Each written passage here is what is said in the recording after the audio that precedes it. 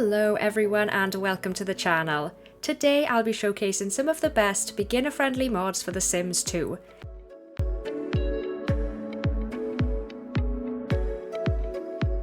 This video is for those new to either The Sims 2 or the concept of modding the game. I know modding your game can feel a little bit intimidating, some mods are huge and can not only completely overhaul the way your game looks, but also how the game behaves, whereas others are designed to simply make your gameplay experience a little bit easier.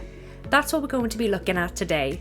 Forget about ACR, story progression, or any other big mod that you might have heard about. Let's start small. Now I won't be providing instructions on how to actually download and install these mods, but there are many great tutorials and videos out there that will show you how to do it. I'll leave some helpful links in the description box for those of you who might need it. I would also encourage you to carefully read the descriptions of every mod you download, no matter its size. And it never hurts to back up your game if you're ever worried about mods causing your game problems. It doesn't hurt to be too cautious. It is common knowledge in the Sims 2 community that certain mods can conflict with each other, so it's important to make sure you're reading those descriptions provided by the creator. For the purpose of this video, I'll be playing in a completely vanilla game to demonstrate some of the changes you can expect to happen to your game when trying out some of these mods for the first time. And of course, all of these mods I'll be discussing in this video will be linked in the description box down below. So, without further ado, and in no particular order, here are 20 of the best beginner-friendly mods for The Sims 2. This one is a little personal for me, as it was the first mod I downloaded for The Sims 2 many moons ago. It's a simple little mod that does exactly as the title suggests. In an unmodded game, elders will wake up when their energy bar is full.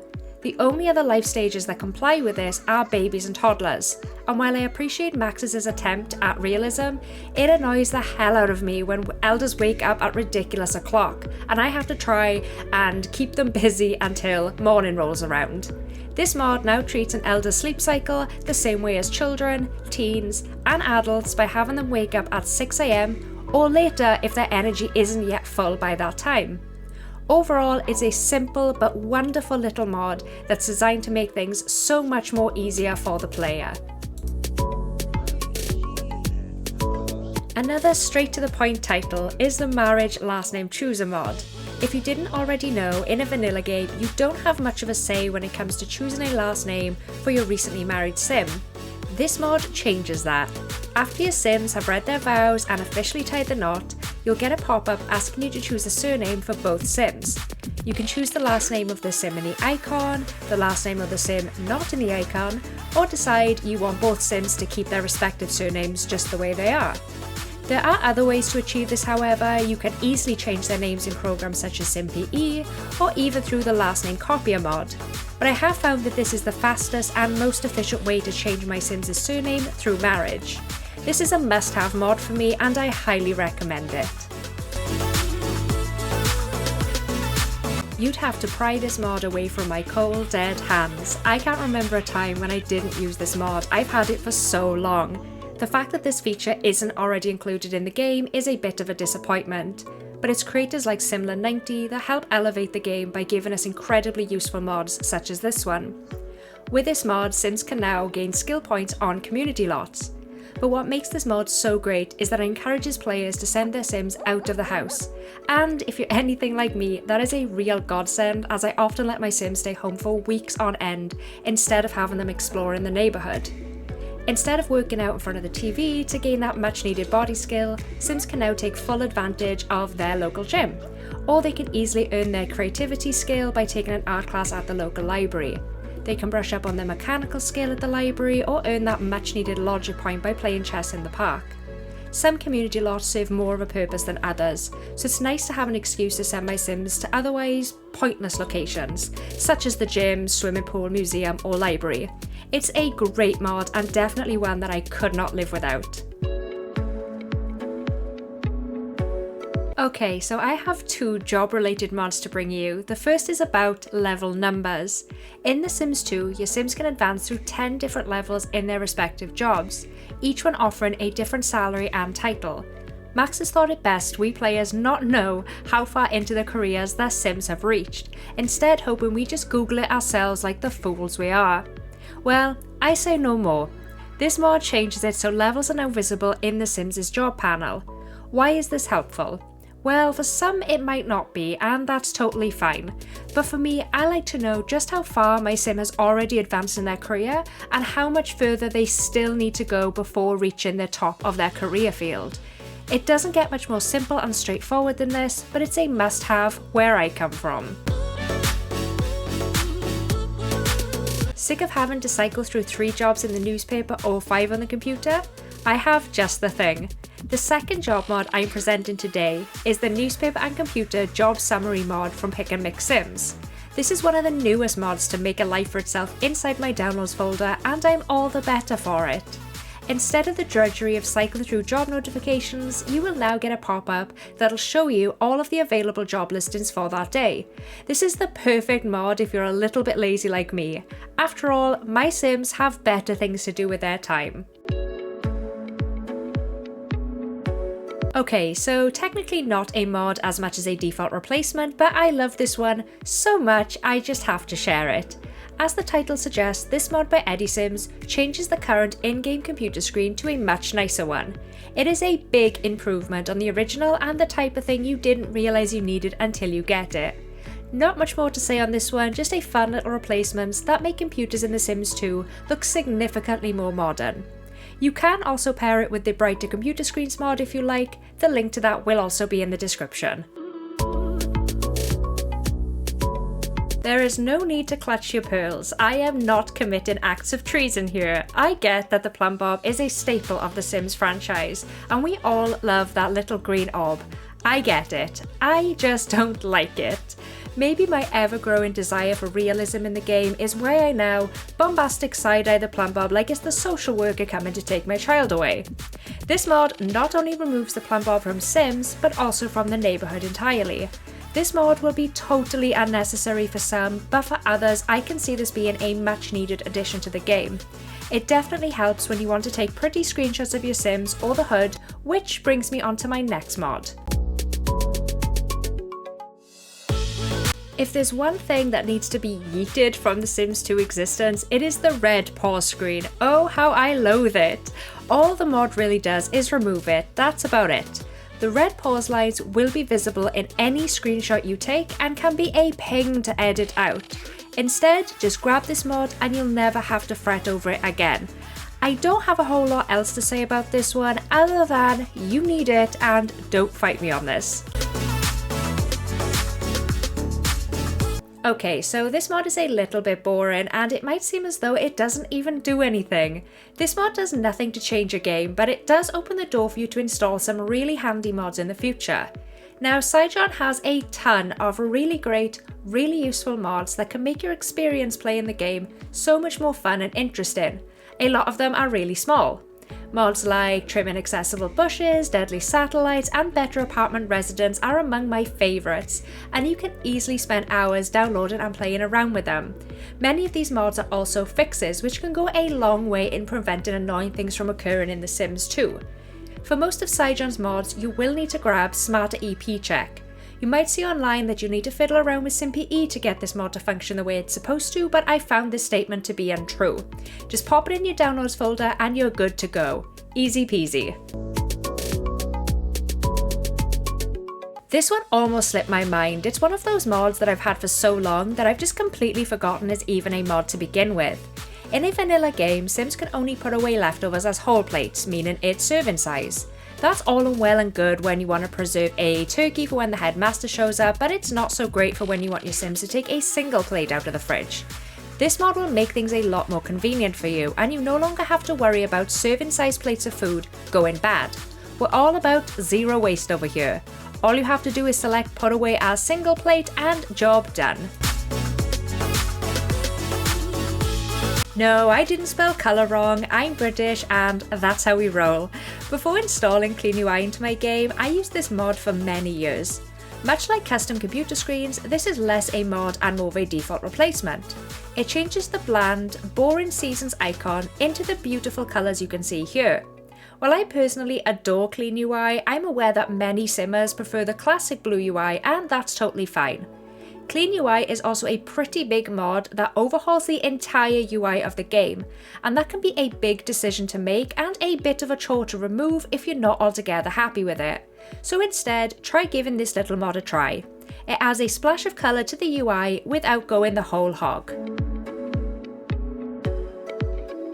Our first object mod of this list is the desk locator, and it couldn't be easier to use. Let's say your child sim has returned home from school. Where do they usually place their homework? On the ground, right? Well, that's unacceptable. The desk locator is a small photo frame that you can place on any desk you like. Make sure you have the right sim selected for this. You'll need to click on the desk and select Claim Desk. Now when your sim returns home from school, they'll place their homework on their assigned desk. It's that easy. I love this mod, it's simple but so much appreciated. We're switching gears a little here and discussing a mod that impacts a specific buy mode item, the rug. If you're completely new to The Sims 2, you might not know about certain build and buy mode sheets. Many of these allow you to have virtually full control over where you place down items. You're no longer confined to the grid lines that Maxis has forced upon you, but instead can rotate objects at 45-degree angle, place them on a half tile, or even move them around as freely as you want. There are some limitations to these cheats of course, but overall they are very handy when it comes time to decorating your Sims' room. The problem is that these cheats seem to really hate rugs. Without this fix, rugs placed outside of the standard grid line will look very strange. The reason this mod is on the list is because when you're downloading a custom lot, a lot of times the creator will have placed a rug in such a way that it'll show up glitchy for those without this fix. Maybe you don't need it right now, but it is handy to have this one already in your arsenal before playing around with build and buy mod sheets or decorating any custom lots, mine included. The day setter has proved to be a useful tool that I have used countless times over the years. This object mod is handy mostly because you can use it to sync up your neighbourhood. Each household can begin their rotation on the same day, which is great for those of us who love rotational gameplay. As the name suggests, the mod allows you to change the day of the week with a simple press of a button. The mod object is a vase and you can find it under Miscellaneous. Very useful. There are so many relationship mods out there, but I find this one to be especially useful as it allows Sims to amicably end their romantic relationship with another Sim. Instead of an explosive argument or being caught engaging in infidelity, Sims have the much nicer option of selecting Just Be Friends to effectively break up with another Sim. The mod removes the crush and love statuses from both Sims, but they'll of course remain good friends. I really like this mod, but I should make it clear that it doesn't work for engaged or married Sims, which is a bit annoying, but there are other methods of achieving an amicable breakup between fiancés and spouses through mods such as Sim Blender, or even through SimPE if you're comfortable going down that route. I might not use it all that often, but as with all of the other mods already mentioned in this list, it's a useful tool that's handy to have available should I ever need it. Lamar has a lot of really great mods that you can find on their Mod The Sims page, but this one is probably my favourite. It feels long overdue to have a feature like this in The Sims 2, so I was especially excited to see it pop up on Mod The Sims one summer's day in 2022. This mod is another object and comes in the form of a pretty rain catcher. It gives you the option to choose from either all lifetime wants tied to The Sims' aspiration, or you can ignore this limitation and just choose from any lifetime want available in game. I should note however that this mod does have quite a few conflicts. I advise you to carefully read the mod description before installing the mod, but if it's any consolation, I use hundreds of mods and haven't experienced any issues with it. Just be cautious with this, it should be fine, but definitely read the fine print before hitting the download button.